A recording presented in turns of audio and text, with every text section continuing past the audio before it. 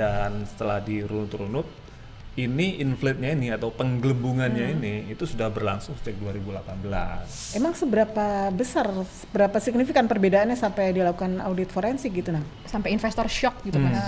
Sangat besar selisihnya ternyata. Jadi kalau Tapi kan setelah dia dapat pendanaan di 2018, masuk lagi tuh uang-uang dari investor sampai terakhir 200 juta dolar. Dipakai apa itu uangnya sama Evisery? sebagian memang buat bakar bakar uang, tapi sebagian lagi Jadi memang ini jadi perhatian ya gitu. Ini membuat mereka resah juga gitu kasus ini, karena betul apa yang dibilang ya di teman-teman startup itu ada namanya pendanaannya jadi seret gitu setelah kasus-kasus fraud ini terungkap.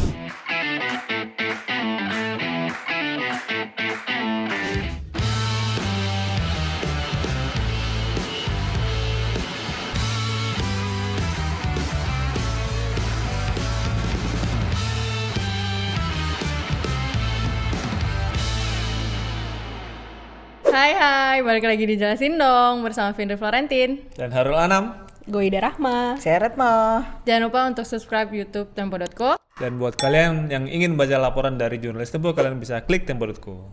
Jangan sebarkan konten bajakan karena di situ ada hak ciptanya.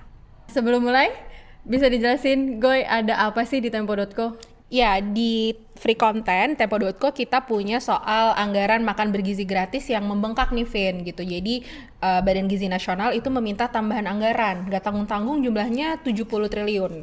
Nah, jadi totalnya 116,6 triliun untuk tahun ini. Nah, katanya lagi efisiensi ya, tapi malah makin boros nih kelihatannya. Next di harian ada apa Vin? Di harian kita punya laporan khusus buat teman-teman yang sudah langganan Tempo. Salah satunya soal perekonomian kita yang ternyata di kuartal pertama 2025 anjlok. 4,7% aja nih tumbuhnya. Kenapa bisa begitu? Silahkan dibaca ya teman-teman ya. Dan di premium mingguan Tin kita punya soal Ormas Gripjaya. Ini Ormas bentukan Hercules yang dulu sempat besar banget, kemudian sempat redup dan sekarang bangkit kembali. Ada apa? Baca di majalah Tempo. Dan satu lagi yang nggak kalah seru nih, kita punya tentang manipulasi di startup Evisery. Jadi akhirnya kita bisa ketemu sama Gibran nih. Gibran muncul nih akhirnya ya. Ya, pendirinya Evisery pendirinya Evisery untuk menjelaskan bagaimana tudingan manipulasi tentang valuasi keuangannya gitu. Anam punya ceritanya yang komplit. Gimana Anam? Gibran yang mana nih? Gibran yang sedang digocek sama Purnawirawan atau yang sudah menggocek investor?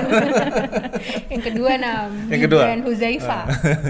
Iya. Jadi sebetulnya dia sudah tampil ya, maksudnya sudah bersuara menjawab segala hal yang yang sedang diributkan di awal tahun kemarin ya. Jadi di Maret dia sempat muncul di laporan salah satu media, kemudian April dia juga muncul dan waktu itu sedang lebaran ya.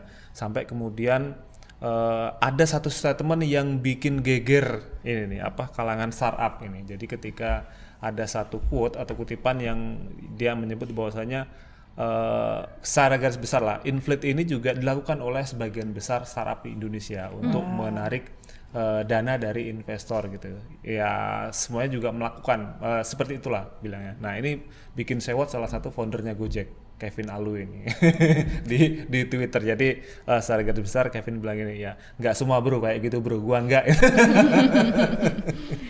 Gitu. Jadi gimana sih sebenarnya skandalnya itu? Jadi sebetulnya ini kan cerita yang udah agak lama ya, kalau kita flashback ke belakang itu kan meledaknya ini di awal Januari. Betul. Gitu. Ketika ada laporan dari media luar, kemudian ditimpali oleh Northstar, Patrick Waluyo pada saat itu ketika dia tampil di Private Equity and Venture Capital Summit di Indonesia gitu kan, di Jakarta kemarin tanggal 16 Januari waktu itu. Jadi di situ dipancing lah oleh moderator soal dugaan fraudnya Evisery. Nah si Patrick yang dia memang salah satu investornya Evisery juga. Nah itu bilang bahwasanya ini fraudnya sistematis dan sebagainya dan menghancurkan reputasi dia dan Northstar sebagai salah satu ini ya private equity yang banyak bawa dana atau investasi dari luar negeri ke startup Indonesia gitu. Nah disitulah kemudian muncul ada beberapa termasuk laporan itu kan berasal dari bocoran ini ya. FTI Consulting. Ya, draft laporan audit dari FTI Consulting. Jadi salah satu lembaga ini ya audit berbasis di Singapura yang memang diminta untuk mengaudit forensik dugaan fraudnya e-Fishery karena pada sebelumnya itu sempat ada whistleblower peniup peluit dari ex pekerja e-Fishery gitu yang nah ini kita dapat cerita dari beberapa orang bahwasanya whistleblowingnya ini nggak sengaja ternyata gitu. Jadi ada bekas karyawan di e-Fishery kemudian ngobrol nih dengan orang Temasek ya, dengan orang Temasek yang juga sebetulnya salah satu investor di e-Fishery. Nah, waktu itu mereka ngobrol terus si orang ini minta ini juga mantan bosnya ngobrol dengan mantan bosnya bilang gua cari kerjaan dong, ada kerjaan nggak? Nah terus sama si mantan bosnya ini ya lu kan nggak perform di e-Fishery kan kinerja begini loh kok perform kok. Nah terus ditunjukin lah angka-angka performa dia, ternyata loh kok beda dengan yang dilaporkan oleh manajemen ya angka-angkanya. Dari situlah kemudian dimulai itu audit forensiknya, kok ada perbedaan antara yang dipaparkan oleh manajemen Gibran ke investor dengan si orang yang keluar tadi nih gitu, kok beda ya. Nah akhirnya dimulailah audit itu. Emang seberapa signifikan perbedaannya sampai dilakukan audit forensik gitu nah? Sampai investor shock gitu kan? Sangat besar selisihnya ternyata. Jadi kalau di laporan yang disampaikan oleh investor itu pendapatan dari si e-Fishery ini selama 9 bulan pertama 2024 itu 12,2 triliun. Nah ternyata reviewnya itu hanya 2,5 triliun. Jadi jauh banget tuh. Dan setelah dirunut-runut ini inflate-nya ini atau penggelembungannya ini itu sudah berlangsung sejak 2018. Gitu. Nah terus nah ini kan kemudian setelah ini kejadian lalu si Gibran akhirnya dipaksa untuk mundur, digantikan oleh orang-orang yang dipilih oleh investor ya. Terus kemudian semua operasi e-Fishery tutup semua, berhenti semua, termasuk juga petani-petani yang selama ini disuplai pakan, terus dikasih sewa e-feedernya itu, sampai kemudian ikan-ikan yang dipanen oleh petani-petani itu nggak bisa dibeli lagi, tidak bisa dibeli lewat platform e-Fishery lagi. Nah itu Mbak Retno udah dapat cerita nih, bagaimana petani-petani sekarang pusing Mbak ya, nggak bisa beroperasi seperti sedia kala. Jualan lagi. Tapi tutupnya itu per kapan sih sebenarnya? Tutupnya itu per Desember. Per Desember dan Januari itu. Jadi Desember udah mulai audit, terus kemudian Desember di step down, Januari reboot. Nah gitu. Jadi setelah itu udah stop operasi gitu. Kalau cerita dari petambak ya, pembudidaya ikan itu memang problem sudah muncul sejak Desember 2024. Tapi bentuknya tuh baru berupa gangguan penyerapan. Maksudnya kan ikan yang diproduksi oleh petambak itu kan dibeli oleh e-Fishery ini ya. Nah, itu sudah mulai ada gangguan, permintaan menurun gitu ya. Tapi masih bisa diakses nih platform nih. Baru benar-benar terhenti itu di sebelum Ramadan tuh, sekitar Februari ya. Itu mereka udah nggak bisa mengakses lagi platform itu. Sebelumnya memang sempat ada pemberitahuan bahwa ada persoalan internal sehingga operasional e-Fishery akan dihentikan gitu. Seminggu setelah pengumuman itu udah nggak bisa diakses tuh gitu. Mbak, tapi kayaknya perlu dijelaskan deh seberapa besar sih efeknya e-Fishery buat peternak-peternak mitranya e-Fishery selama ini. Oke. Ya, jadi kan kerjasama e-Fishery dengan para petambak pembudidaya ikan gitu. Ini banyak mereka bekerja sama dengan pembudidaya ikan di Lampung, di Jawa Barat, Jawa Tengah, Jawa Timur juga banyak gitu. Jadi mereka kerjasamanya mereka memberikan semacam bantuan modal sebenarnya untuk memberi pakan gitu. Jadi bentuknya tuh bukan langsung duit gitu, bukan, tapi bentuknya saldo. Ada setiap petambak tuh punya saldo masing-masing sesuai dengan kapasitas produksinya gitu kan. Ada yang punya saldo 30 juta, 80 juta, sekian gitu. Nah, mereka dengan modal itu mereka bisa mengorder pakan gitu. Dalam seminggu misalnya dia bisa mengorder berapa ton sesuai saldo yang tersisa, yang tersedia gitu kan. Jadi kebutuhan pakannya dia sesuai dengan besaran kolamnya dia atau berapa ikan yang dia pelihara gitu. Itu bisa dibeli melalui platform itu. Nanti pembayarannya bisa dilakukan setelah terjual ikan itu. Nanti ikan itu dijualnya juga di platform itu gitu. Jadi ada platform ada folder di platform itu, ada folder untuk pembelian pakan, ada folder untuk penjualannya gitu. Nah, ketika platform ini sudah terhenti, dia beroperasi kembali, bingung kan para peternak, para pembudidaya ikan ini mau jualan kemana gitu, karena mereka sudah terlanjur berproduksi, jumlahnya banyak, berlimpah gitu, ini mau disalurkan kemana? Itu yang akhirnya bikin berantakan di sisi petani, peternaknya ini, sisi hulunya gitu. Sementara banyak peternak, pembudidaya ikan yang sebelumnya itu mereka punya pekerjaan lain, jadi sebenarnya profesinya bukan di sini gitu. Tapi ketika Aviary datang dengan menawarkan janji-janji gitu ya, janji pembiayaan, janji penyerapan ikan gitu, akhirnya banyak orang yang masuk ke sektor ini gitu, menjadi pembudidaya ikan gitu. Sehingga jumlah produksinya itu udah berlimpah, tidak normal lagi seperti sebelumnya gitu.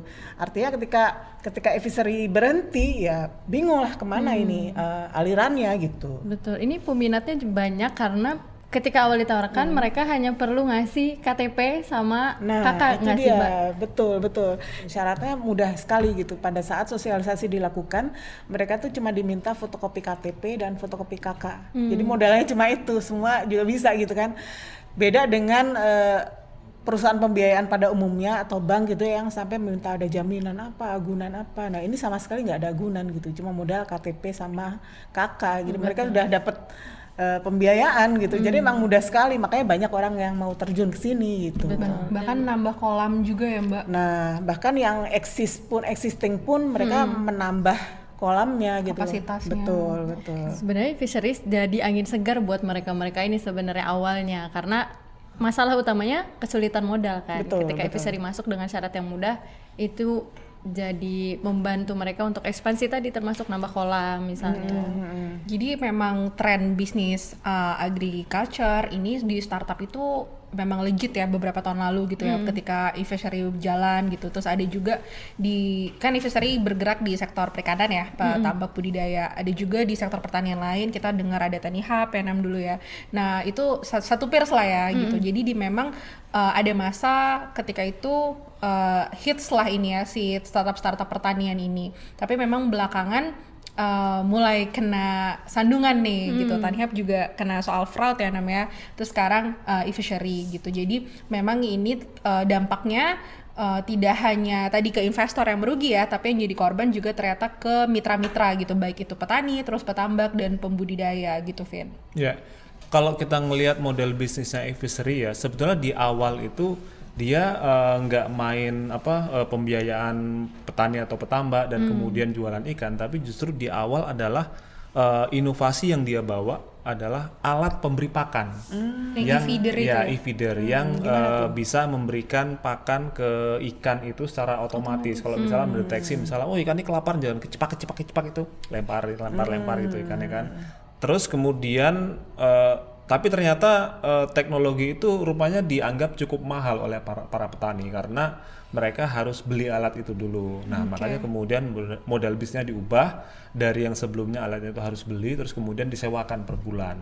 Nah, tapi model pembiayaan untuk petani bisa beli pakan yang dia bisa bayar nanti setelah panen, dan hasil panen kemudian diserap atau dibeli oleh Aviary yang kemudian dijual ke restoran, dijual ke supermarket dan sebagainya.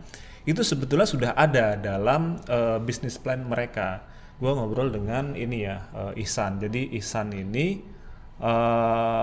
jadi Aviary itu kan sebetulnya founder beneran tuh 2. Oh, jadi Gibran ini nggak sendiri ya? Nggak sendiri. Oke. 1 Gibran, 2 Ihsan. Nah, Gibran ini 001, maksudnya karyawan nomor 001.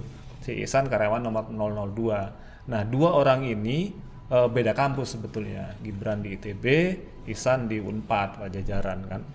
Nah, tapi mereka ketemu di asrama ketika dapat beasiswa dari Nurul Fikri. Ini beasiswa yang sama yang diperoleh juga oleh foundernya Bukalapak, si Zaki sama Fajrin. Ya. Nah, dia si Ihsan sama si Gibran ini kemudian angkatan 2008 kalau nggak salah, angkatan keempat ya. Nah, disitulah mereka ketemu dan berbagi visi bagaimana caranya bisa memberikan solusi problem bagi para petani atau petambak yang selama ini kesulitan akses pakan dan kesulitan untuk pasar, sehingga ekonominya gitu-gitu aja. Nah, akhirnya ketemulah model bisnis itu, kemudian mereka ikut kompetisi mulai dari Mandiri, Yaut dan lain-lain, termasuk juga itu salah satu hadiah yang terbesar ya mereka dapat kalau nggak salah waktu itu 1,5 miliar gitu kan dapat pada saat itu di tahun 2012 ke bawah lah itu. Nah, terus kemudian 2012 dia bikin akhirnya di 2013 yang kemudian dianggap sebagai kelahirannya e-fishery itu adalah sebetulnya di Oktober 2013 itu momen ketika mereka merekrut karyawan gitu. Jadi sebelum mereka merekrut karyawan masuk salah satu co-founder lagi yang kemudian diperhitungkan sebagai co-founder yaitu si Krishna. Nah, karena si Gibran ini kan dia anak biologi nih, taunya soal budidaya ikan, pasar dan lain-lain, sementara si Ihsan orang keuangan. Nah, Krishna teknologi nih. Krishna teknologi karena anak dua ini butuh yang punya background teknologi untuk menyambungkan dengan solusi teknologinya gitu kan.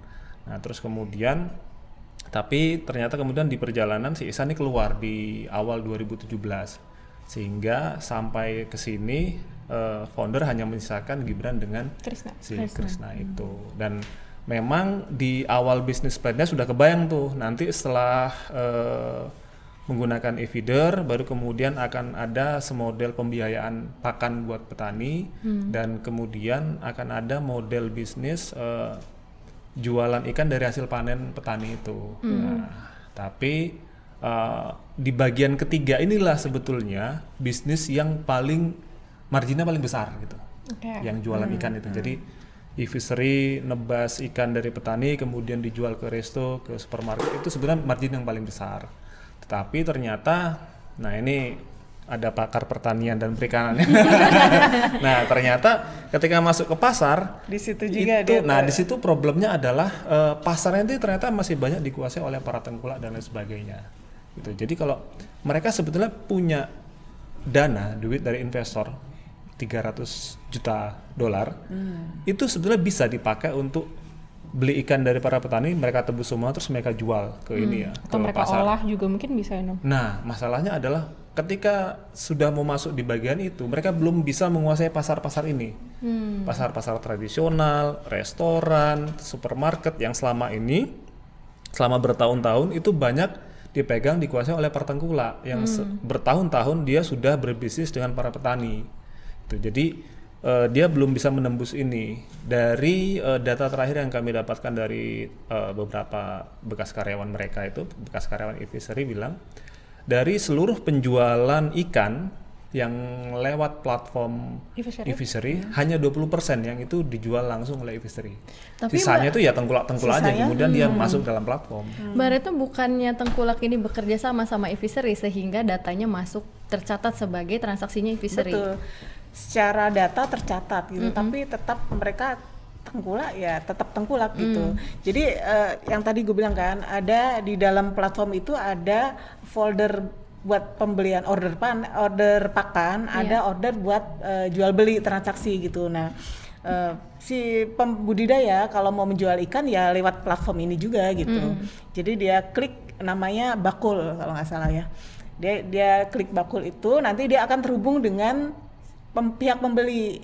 Nah, ternyata pembelinya itu juga para tengkulak juga gitu. Cuman dia berada di dalam platform gitu sehingga tercatat semua di e-fishery ini gitu. Masalahnya apa ketika dia sudah menyambungkan produsen sama distributor sama kemudian pasarnya, tapi kemudian e-fishery nggak bisa menghasilkan pendapatan yang tinggi dan keuntungan? Sebenarnya persoalan di industri di sektor perikanan ini kan tadi yang dibilang Goida ya, ada persoalan pemodalan, modal udah dibiayain sama e-fishery gitu ya. persoalan berikutnya adalah pengeluaran hilirisasinya gimana gitu. Jadi ketika ikan ini sudah diproduksi mau dikemanakan nih pemasaran. Kalau tengkulak kan cuma mengepul aja kan, mengepul sama seperti e-fishery sebenarnya. E-fishery itu berikutnya dari tengkulak. Jadi para tengkulak di sini yang ada di platform ini kan kemudian nyetor kepada e-fishery gitu. Nah, nextnya apa gitu? E-fishery setelah mengepul barang-barang ini, ikan ini, produk ikan yang berlimpah ini mau dikemanakan? Ini yang problem gitu ya. Itu belum bisa jualan ternyata mereka. Pertama mereka belum punya pabrik belum punya pabrik pengolah ikannya. Jadi mau nggak mau mereka harus meneruskan kemana gitu kan? Meneruskan paling ke supermarket yang paling gede atau harusnya ke resto gitu ya. Resto juga warung-warung pecel lele gitu kan. terlalu banyak. Jadi kebutuhan besar ya paling supermarket ya. Jadi yang kita dengar memang dia tidak punya kontrak baik jangka pendek atau jangka panjang dengan pembeli besar, misalnya pabrik pengolah ikan atau pabrik apalah gitu, sehingga produk yang berlimpah ini bisa diserap dalam waktu yang singkat gitu, karena produksian terus gitu. Jangankan kontrak penjualan, Mbak, kontrak pembelian pakan aja mereka nggak punya. Gitu. Walaupun secara kebutuhan pakan di platformnya banyak, gitu. Jadi ya udah, e-fishery sama sekali tidak pegang pakan, sama sekali tidak pegang barang produksinya. Ya udah tinggal platform aja. Pakan itu dari mana? Ya dipasok oleh tadi supplier agen-agen tuh yang langsung berhubungan dengan si para petani. Platformnya aja yang di e-fishery. Dan ini kemudian jadi salah satu modus penggelembungan ini angka-angkanya e-fishery gitu. Jadi di awal itu kan seperti yang sudah banyak beredar itu, kenapa Gibran menggelembungkan angka-angka e-fishery, karena di tahun 2018 kan dia sempat gagal untuk meraise fund ya, menggalang dana gitu kan. Nah terus kemudian dia diskusi lah dengan beberapa orang sehingga sampai pada kesimpulan beberapa startup lokal juga melakukan hal yang sama dalam hal growth hacking. Kalau bahasa anak-anak startup growth hacking. Bahasa awamnya apa? Bahasa awamnya. Ini membuat pertumbuhan secara fantastis tapi dengan cara yang legal. Gitu. Jadi caranya mengakselerasi pertumbuhan. Mengakselerasi pertumbuhan itu. Jadi caranya itu tadi, petani-petani yang dulunya tidak masuk dalam platform, terus kemudian tengkulak yang dulunya tidak masuk dalam platform, mereka dekati untuk ya udah gini aja, lo petani tengkulak ketika transaksi segala macam masuk dalam platform gua ya, nanti gua kasih komisi. Nah dengan cara seperti itu kemudian volume transaksi, baik itu volume maupun nilainya transaksi di e-fishery kan jadi menggelembung tuh. Menggelembung sehingga itu jadi gross merchandise value-nya si e-fishery, dan ini jadi valuasi perusahaan. Begini loh, sebesar ini transaksi yang ada di e-fishery. Nah itu kemudian yang membuat para investor ini silau sehingga di tahun 2018 mereka dapatlah pendanaan $4 juta pada saat itu, dan si Gibran bilang ya itu harus saya lakukan karena sebentar lagi dana yang ada di perusahaan sudah nggak cukup nih untuk merunning perusahaan, dan dengan cara itulah perusahaan bisa tumbuh. Nah itulah awal mula menggelembungkan ini angka-angka perusahaan. Sampai akhirnya dia bisa jadi unicorn ya namanya, dengan transaksi $1 miliar. Nah tadi bicara soal penggelembungan, ada juga kan informasi kalau dia menggelembungkan jumlah e-feeder bahkan ya namanya, dari sebenarnya cuma ada puluhan ribu tapi jadi ratusan ribu. Nah masalahnya soal e-fishery ini kan mereka bukan hanya beroperasi di Indonesia, tapi mereka juga udah mendeklarasikan diri kalau mereka akan berekspansi gitu ya. Mereka bahkan sebut negara-negara kayak mereka sudah menjajaki dengan India, dengan Vietnam, dengan Malaysia. Nah ini gimana Nam? Apakah ini juga terjadi manipulasi juga nih gitu dengan operasional mereka di negara-negara lain atau rencana-rencana itu? Ya kalau berdasarkan hasil audit dari FTI gitu ya, memang sudah ada pembukaan entitasnya e-fishery di India, di US termasuk, tetapi audit yang kemarin tuh baru menyasar entitas-entitas yang ada di Indonesia gitu. Jadi ada 3 perusahaan PT di bawah naungan e-fishery yang diaudit oleh FTI. Nah yang di luar ini belum. Jadi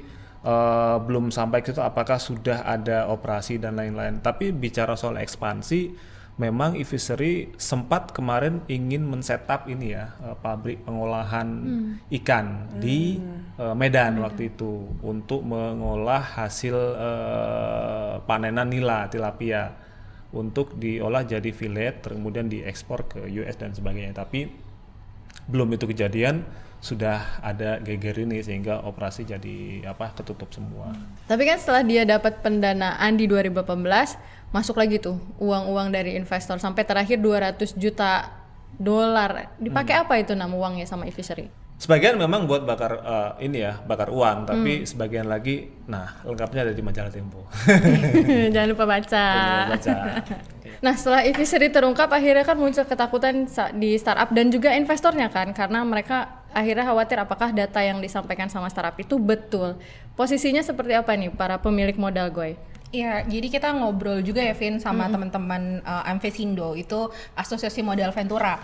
Jadi mereka ini para investor-investor di startup. Jadi memang ini jadi perhatian ya gitu, ini membuat mereka resah juga gitu kasus ini, karena betul apa yang dibilang ya di teman-teman startup itu ada namanya pendanaannya jadi seret gitu setelah kasus-kasus fraud ini terungkap. Apalagi sebenarnya fraud di startup itu kan bukan yang pertama kali ya soal e-fishery ini. Sebelumnya kita ada Investri, ada juga tadi aku sebut ada Tani Hub gitu ya. Nah jadi ini memang seperti makin mengakumulasi lah ya gitu kasus-kasus ini, dan membuat ketidakpercayaan atau ada krisis kepercayaan di investor gitu. Nah ini kemudian jadi memantik gagasan juga tapi sebenarnya Vin. Jadi ini menjadi kegelisahan bersama di para investor sampai akhirnya bukan hanya di Indonesia aja tapi ini juga dibawa ke regional. Karena kan mostly investornya itu adalah investor asing ya. Jadi mereka kemudian Amvesindo bersama asosiasi modal Ventura lain di Asia Tenggara itu mereka berdiskusi, terus mereka bikin namanya gagasan maturation map. Jadi selama ini ternyata investor itu ataupun startup ini ya gitu, mereka ini tidak punya benchmark atau guideline kayak mereka itu harus membuat laporan keuangannya seperti apa sih, melaporkannya gimana. Nah selama ini tuh itu berjalan masing-masing aja sesuai si startup itu punya SOP seperti apa atau investor ini mintanya gimana kayak gitu. Ketika ramai-ramai startup gitu ya dulu kan ini menggebu-gebu gitu ya, baik dari sisi investor gitu ya ingin mendanai gitu ya sebanyak-banyaknya semacam itu, karena waktu itu mereka akhirnya mengakui juga gitu seiring berjalannya waktu ternyata nggak bisa hanya peduli sama growth gitu ya, sama pertumbuhan kinerja semata atau GMV gitu ya, silau dengan hal semacam itu. Tapi ada yang nggak kalah penting nih gitu, yaitu soal GCG, soal tata kelola good corporate governance. Nah ini yang kemudian akhirnya setelah maraknya kasus fraud gitu ya terungkap, ini jadi kemudian pelajaran bersama untuk makanya akhirnya digagas tadi namanya maturation map itu. Mereka ini masih draft awal gitu ya, rencana gagasannya masih dibicarakan bersama antara Amvesindo dengan startup juga founder startup, dan itu juga berlangsung di pembicaraannya di tingkat regional tadi yang aku bilang. Nah ini mereka jadi nanti bikin ya kayak bikin semacam ada stage-nya gitu, ada tahapannya dari sesuai range mereka pendapatannya, pendanaan yang diperoleh.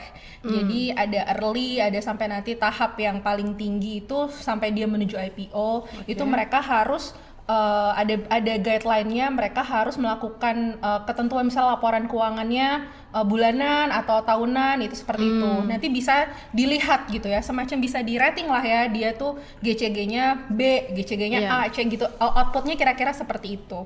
Nah ini yang tadi itu sebagai bentuk untuk menjawab ya kerisauan dari krisis kepercayaan investor. Karena Mbak Retno juga ada cerita nih soal tren pendanaan startup ya Mbak 2 tahun terakhir gitu. Gimana nih Mbak? Ya, tren pendanaan startup 2 tahun terakhir 2023 sampai 2024 ya itu terjun bebas gitu ya.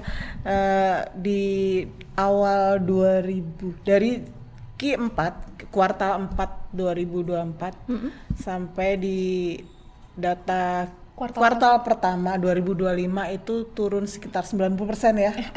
Anjloknya. Jadi kebayang bagaimana startup ini kehilangan pembiayaan gitu, memang benar-benar nyata gitu. Karena istilahnya apa? Winter startup. Tapi kalau investor mulai mengatur startup ini, misalnya untuk level sekian dia harus mulai laporan keuangannya per bulan, atau nanti mungkin 6 bulan sekali, atau mungkin nanti dia minta tata cara lain lah untuk menjaga GCG-nya tadi. Apakah ini tidak dilihat sebagai berlebihan banget nih investor mengatur manajemennya si startup? Oke, jadi ini balik lagi ya Fit, karena ini Amvesindo ini bentuknya self-regulatory. Jadi dia tidak berdasarkan regulator khusus misalnya. Jadi mereka meregulasi industri mereka sendiri gitu. Jadi ini dikembalikan lagi. Semacam memberi panduan lah. Betul, ini jadi sistemnya tuh benchmark atau guidelines gitu. Jadi nanti dikembalikan ke masing-masing lah. Lu mau pakai silakan, enggak silakan gitu kan. Risiko tanggung Iya, sendiri. kalau kena fraud, kenapa-napa, nah kita udah bikin nih guideline-nya gitu, tapi nggak diikutin. Soalnya pas gue baca ya dokumen draftnya itu cukup detail, kayak misalnya ada hak dan kewajiban gitu ya, seperti hak investor, bahkan dia bisa minta untuk visit untuk memverifikasi bener nggak sih kinerja lo tuh begini kayak gitu ya. Kayak tadi misalnya investor bener nggak punya feeder 400.000, punya petani, itu ada tuh ketentuan-ketentuan kayak gitu. Nah, selama ini kunjungan-kunjungan ke site visit saat itu selalu dampingi sama founder biasanya. Jadi kadang investornya nggak leluasa untuk kunjungan mandiri gitu. Iya. Ini memang ada concern kalau kita ngobrol sama beberapa modal venture ya, itu mereka bilang kadang ketika melihat lagi asyik nih startupnya, foundernya lagi asik, lagi ini kayak lagi ngebut nih kinerjanya, jadi mereka mau masuk atau mau merigidkan tadi ya soal laporan audit atau segala macam, mereka takut itu malah ganggu gitu kan. Jadi kayak dulu ada ada kesungkanan yang semacam itu gitu, tapi ternyata itu justru menjadi celah gitu ya bagi orang-orang yang ternyata tidak bertanggung jawab gitu dalam mengelola startup gitu. Sampai guidelines-nya jadi, investor pemilik dana apakah masih optimistis untuk tadi tanam modal di startup khususnya di Indonesia? Oke, jadi kalau kita tanya gitu ya sama mereka, pada dasarnya mereka optimis. Apalagi tadi kalau misalnya itu adalah modal venture lokal, justru itu sekarang ujung tombaknya. Karena yang internasional gitu ya, yang asing itu relatif pada hold, wait and see dulu. Jadi memang kuncinya di situ. Mereka bilang optimis dan tapi tetap selektif dan hati-hati gitu ya. Balik lagi dilihat foundernya, terus sustainability-nya gitu. Dan kita juga nanya sih, Vin gitu, prospeknya sektor apa sih di tahun ini gitu ya. Kalau mereka jawab satu itu masih sektor yang berhubungan sama financial gitu ya, teknologi keuangan gitu. Terus kedua ini yang lagi hot juga agriculture juga sebenarnya, sektor fishery sebenarnya masih tetap menarik gitu ternyata, karena ada hubungannya sama concern pemerintah ya Mbak ya, yang di tahun ini fokus sama sektor pangan gitu ya, mau itu dari pertanian, perikanan gitu, jadi masih menjanjikan lah gitu. Tapi tadi Nam lu sempat nyebut di awal soal penggelapan, itu benar nggak sih masuk kantongnya Gibran? Bahwasanya benar ada aliran dana dari perusahaan-perusahaan fiktif yang mereka dirikan ke beberapa orang-orang yang fishery. Nah, apakah itu juga termasuk ke Gibran? Nah, detailnya ada di laporan majalah Tempo. Mantap. Jadi gimana nih Mbak pelajaran dan sikap Tempo gitu ya terhadap kasus e-fishery ini? Ya, jadi kasus e-fishery ini, penggelapan dan manipulasi ini tidak hanya berdampak pada perusahaan, juga petani, petambak atau karyawan gitu, tapi ada dampak yang lebih luas lagi terhadap iklim investasi di Indonesia. Investor, terutama investor asing, menjadi ragu dengan iklim bisnis di Indonesia gitu. Mereka jadi khawatir untuk masuk ke sini.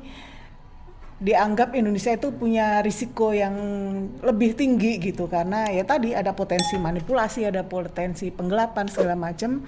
Dan dampaknya ini tidak hanya di sektor pangan, sektor perikanan atau pertanian, tapi yang lebih luas lagi ke sektor-sektor industri yang lain. Ini yang dikhawatirkan gitu, sehingga ketika Indonesia dinilai sebagai negara yang berisiko tinggi, maka biaya cost of fund-nya menjadi tinggi gitu.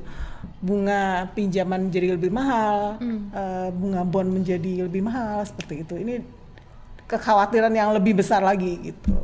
Oke, cukup ya kalau gitu. Saksikan terus Jelasin Dong di YouTube Tempo.co dan Spotify.